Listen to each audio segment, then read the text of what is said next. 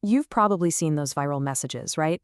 The ones claiming that Apple, Microsoft, Amazon, Tesla, and Google are all secretly controlled by a single, shadowy puppet master called Blackrock.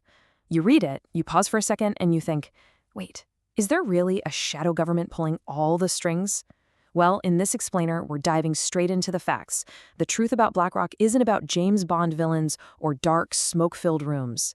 It is actually completely invisible, incredibly boring, and mathematically far more powerful than any conspiracy theory. So, does BlackRock actually run the world? When people picture this company as the ultimate boss, sitting behind a velvet curtain, they're kind of missing the real story. Let's really get into this. The real story isn't just about what BlackRock owns. It's about exactly how they operate. It's about how they built an empire so deeply embedded in the global financial system that pulling them out would be like pulling the steel beams out of a skyscraper's foundation. See, BlackRock didn't build its empire with armies or hostile buyouts or secret societies. They built the whole thing through information, technology, perfect timing, and above all, the necessities of others. Because here's the thing, when you become a foundational necessity, you don't even have to steal the keys to the kingdom. People will willingly hand them right over to you. Which brings us to part one of our explainer, the real story and the $100 million mistake. To really understand this, we've got to travel back to Wall Street in 1986. Picture this. Huge glass buildings, sharp suits, and a 34-year-old rising star in the bond market named Larry Fink. He was the absolute golden boy at a major firm called First Boston, making these massive, highly profitable bets. But then, disaster struck. He bet completely wrong on interest rates. He assumed the market would go one way, and it went the exact opposite. In a single afternoon, he wiped out $100 million. On Wall Street, your reputation is everything, and his was instantly destroyed. But that huge public failure led directly to 1988, where a very humbled Larry Fink, along with 7 partners, founded BlackRock in a single tiny room. Larry realized that his massive mistake happened because he, and honestly everyone else on Wall Street, was effectively walking blindly in the dark, relying purely on gut feelings. He realized the market desperately needed a mathematical flashlight, a system to measure real-time risk, so nobody would ever have to hit that $100 million wall again. And that realization leads us to part 2, Aladdin, the eyes of the system. So in that tiny room, they built the technological foundation of BlackRock's modern empire. They called it Aladdin. It stands for Asset, Liability, and Debt and Derivative Investment Network. Sounds complicated, I know. But really, it's a supercomputer, software brain that literally never sleeps. It calculates millions of scenarios every single second based on real-time global data. It's constantly asking, what happens if interest rates rise 1%? What if the dollar weakens? Aladdin models all that chaos. Think of it this way. Imagine a farmer trying to calculate the exact risk of weather changes, pest invasions, and fluctuating market prices across 500 acres of totally different crops, all at the same time, in his head. It's impossible. A human mind just can't track every single variable. Well, in the financial world, Aladdin is the supercomputer that does exactly that for millions of global financial assets simultaneously. You really have to look at the sheer scale of this to believe it. Today, Aladdin manages roughly $21 trillion in assets. Trillion, with a T. It is fully trusted by over 200 major global institutions. We're talking pension funds, insurance companies, and even entire governments.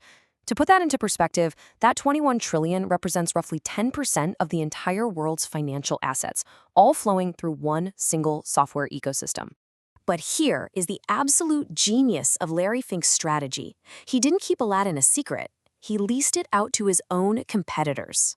Sure, BlackRock collects a really nice management fee for doing this, but more importantly, by providing the software that 200 of the world's biggest institutions use to measure risk, BlackRock gets a God's eye view of the entire market. They can see exactly where the world's money is flowing, what the biggest players are doing, and what they are fearing in real time. Now let's shift gears to part 3, the common man and the power of ETFs. So BlackRock had conquered the big institutional world, but their next massive leap actually came during a global panic. In 2008, the mortgage-backed security market crashed, bringing down Lehman Brothers and devastating the whole economy. But amidst the rubble in 2009, a desperate Barclays Bank sold its ETF division, including its crown jewel iShares, to BlackRock for $13.5 billion. This one single bold move opened the door directly to the wallets of everyday retail investors. And here's why ETFs completely changed the game.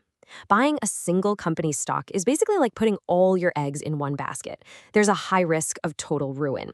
But an ETF, an exchange-traded fund, is kind of like villagers pooling their money together to build a well. It allowed normal people to safely buy a tiny, diversified slice of the 500 biggest companies in America at a super low cost. Almost overnight, BlackRock became the custodian of the common man's retirement. But there's a hidden catch here, and it completely changed corporate America. When you buy an ETF, you get the financial return, sure, but BlackRock gets to cast the shareholder votes on your behalf. Take 2021 as an example. A tiny activist fund with just 0.02% of Exxon's shares demanded massive changes to the board. And they actually succeeded, purely because BlackRock threw its massive 7% proxy voting weight right behind them. BlackRock uses the pooled money of millions of regular people to dictate major corporate directions. That naturally brings us to part 4, the invisible monopoly and common ownership. This unbelievable voting power has created a totally new economic dynamic that economists actually call common ownership. Let's break that down. Imagine two competing petrol pumps on opposite sides of the same street.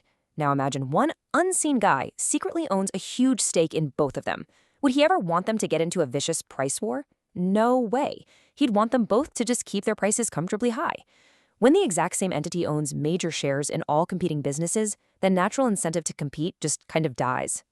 And the hard data absolutely backs this up.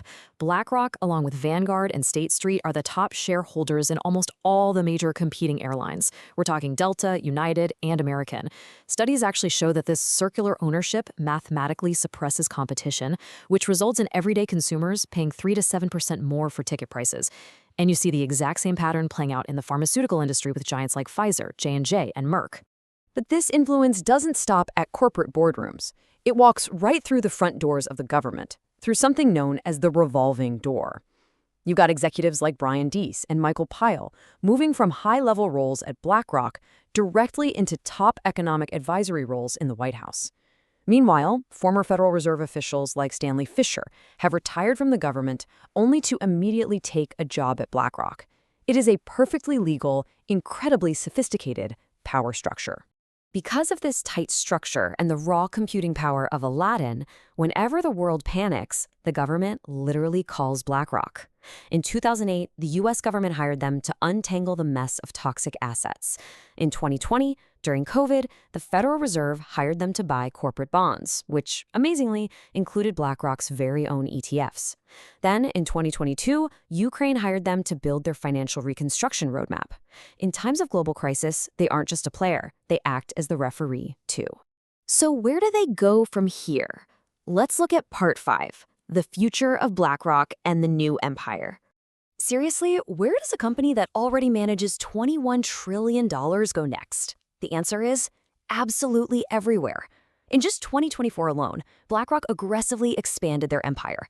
They bought GIP, moving way beyond paper stocks to owning actual physical infrastructure like airports and power plants. They bought HPS, stepping right into the shadow banking world to give direct private loans to companies. And they bought Preqin, vacuuming up hidden private market data just to feed it directly back into Aladdin's supercomputer brain. But they aren't totally invincible. Recently, after facing massive political backlash and boycotts from Republican-led states like Texas, who actually threatened to pull billions in pension funds over BlackRock's environmental and social voting, BlackRock retreated. Objectively looking at the data, their support for these ESG proposals completely plummeted, dropping from 47% in 2020 all the way down to just 4.1% in 2024. This massive drop shows you exactly how this firm operates. They are a highly adaptive machine. They pushed those ESG policies when they were profitable and popular with investors, and they quietly dropped them the second political pressure threatened their bottom line. They operate without some rigid ideology. Their only real true north is capital and self-preservation within the system. Which brings us to our final takeaway for this explainer. BlackRock doesn't legally own the world, but through Aladdin, their massive ETFs, and their proxy voting power, they have effectively become the financial operating system of the globe. You can't just unplug them without shutting down the entire grid. And it leaves us with one really provocative question to think about. The next time you buy a simple, passive index fund for your retirement, who is really wielding the power of your money?